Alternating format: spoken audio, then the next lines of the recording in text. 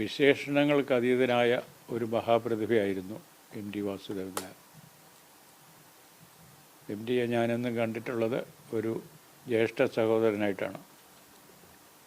ഞങ്ങളെപ്പോഴും നിരന്തരമായി സംസാരിക്കുകയോ കൂടെ കാണുകയോ ചെയ്യാറില്ല, അങ്ങനെ ഉണ്ടായിട്ടില്ല. പക്ഷേ എനിക്ക് അദ്ദേഹം മലയാള സാഹിത്യത്തിലെ മഹാപ്രതിഭകളിൽ ഒരായിട്ടാണ് ഞാൻ അദ്ദേഹത്തെ കണ്ടിരുന്നത്.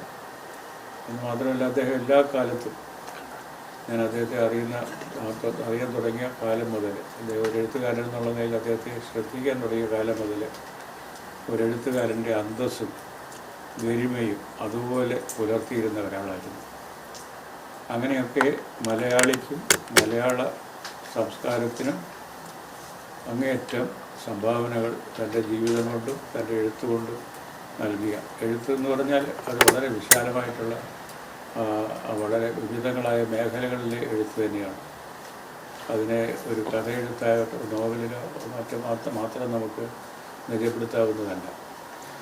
മറിച്ച് സഞ്ചാര സാഹിത്യം ഉൾപ്പെടെ എഴുത്തിനെ പറ്റിയുള്ള എഴുത്തും അദ്ദേഹം ഒരു സമയം കിളിവാതിലൂടെ എന്നൊരു പങ്ക്തി മാതൃഭൂമിയിൽ എഴുതിയിരുന്നു. അതൊക്കെ ലോക സാഹിത്യത്തെ പറ്റി നമ്മുടെ മലയാളിക്ക് അറിവ് കൊടുക്കുന്ന, കൃത്യമായിട്ടുള്ള വിവരങ്ങൾ നൽകുന്ന ഒരു പങ്ക്തിയായിട്ട് എനിക്ക് തോന്നിയിട്ടുണ്ട്. അത് അങ്ങേയറ്റം വായനക്കാരെ ഏറ്റവും അധികം ശ്രദ്ധിച്ച ഒരു പങ്ക്തി കൂടിയായിരുന്നു. ഈ കൃതികളൊക്കെ മനോഹരമായി ആഴത്തിൽ വായിച്ച് ആസ്വദിച്ചിട്ടുള്ള ഒരാൾ അതിന് യോജിച്ച ഭാഷയിൽ തന്നെ എഴുതി നമ്മളെ മലയാളിയെ ബോധിപ്പിച്ച ഒരു പ്രതിഭയായിരുന്നു എം ടിയുടേത്.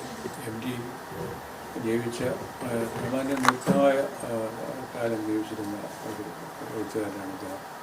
ആ കാലഘട്ടം അത്രയും അദ്ദേഹം എഴുത്തിൽ നിഷ്ണാതനായിരുന്നു.